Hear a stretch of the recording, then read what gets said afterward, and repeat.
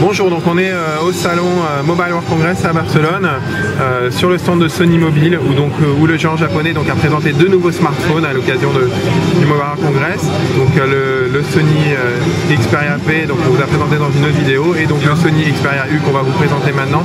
Et donc c'est Samir Yahoo de chez Sony Mobile France qui va nous faire découvrir ce nouveau smartphone. Alors effectivement, le Xperia U vient compléter la gamme de la nouvelle génération de smartphones de Sony. Xperia U, Xperia U, parce que c'est votre smartphone, vous en faites ce que vous voulez. Et donc ça se traduit par la possibilité de personnaliser la partie inférieure de son mobile. D'accord. Et donc cette partie... On enlève la petite partie, on va arriver à enlever. Bon, c'est des protos, donc c'est pas forcément... On a réussi tout à l'heure, quand on a fait une petite répétition de la vidéo. Donc là on va pouvoir personnaliser et changer la partie inférieure de son mobile, que ce soit en noir ou en rose. Et donc en fait il y a deux couleurs, hein. Il y a le produit existe en noir, et donc on va pouvoir avoir une partie inférieure rose, et le produit existe également en blanc, on va également avoir soit en blanc soit en noir. Donc cette personnalisation elle se traduit sur ce capot, donc qui est le cache-antenne en fait. C'est pour ça que voilà, il faut bien l'enclencher. Si on l'enlève, si on le perd, on peut plus l'utiliser. Exactement, et du coup c'est pour ça que c'est un peu voilà, c'est une technique à prendre. Sur l'aspect personnalisation, vous avez pu vous en rendre compte, il y a une petite barre qui va pouvoir en fait changer de couleur en fonction par exemple du thème qu'on va choisir. Si je choisis d'utiliser un thème violet, exactement, la barre s'illumine en violet.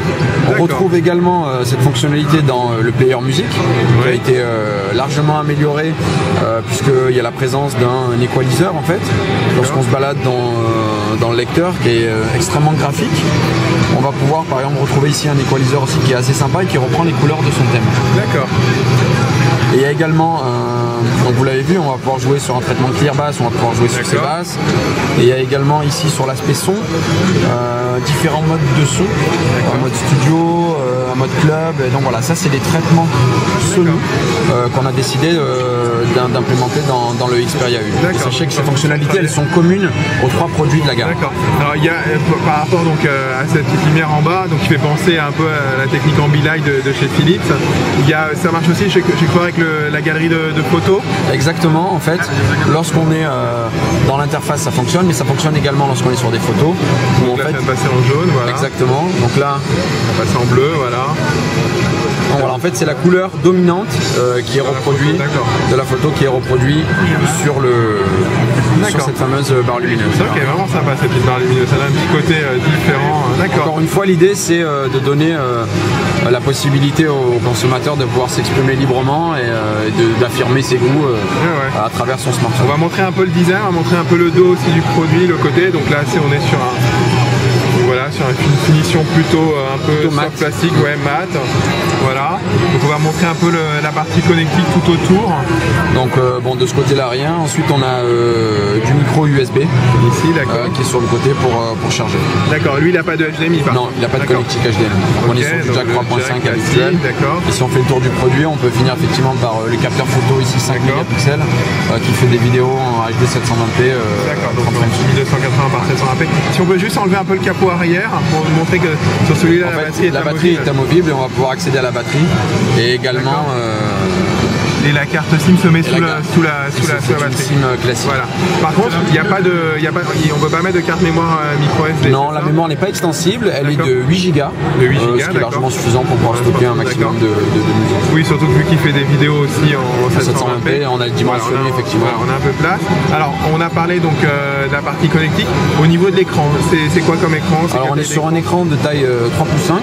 D'accord. Et on a une résolution qu'on appelle FWVGA, donc qui est de 854 par 480 exact. pixels, voilà, ok. Donc ça c'est pour la partie affichage. Et au niveau des entrailles, le cœur, qu'est-ce qu'il y a dans cette machine? Alors ce produit a l'air petit, mignon, mais costaud à l'intérieur, puisque on est sur la même plateforme en fait que le Xperia P. On est sur un processeur dual core 1 GHz. D'accord. De chez ST Ericsson.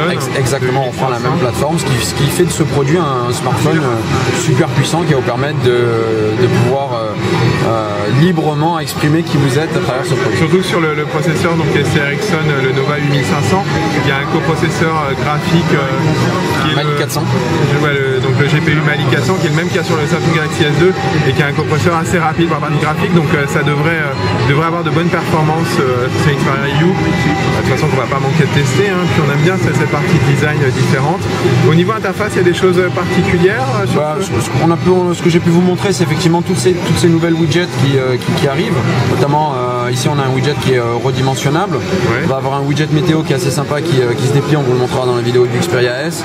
Voilà, l'accès à Facebook Inside, c'est des widgets qui vous permettent d'accéder à Facebook rapidement sans forcément aller dans l'application, et ça s'intègre dans l'interface du produit. Donc voilà, c'est une interface avec des thèmes assez jolie avec ses volutes. Très bien.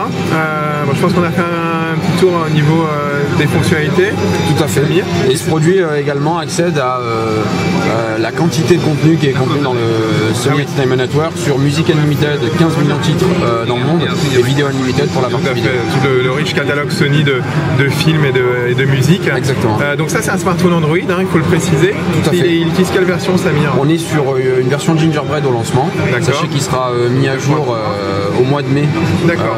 En Ice Cream Sandwich. Donc la version 4, très bien. Donc on est sûr de le faire évoluer. Et il sera vendu à quel prix?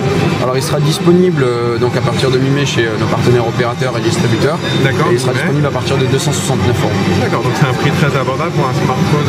Pour un smartphone avec toutes ses spécificités et toute cette expérience multimédia.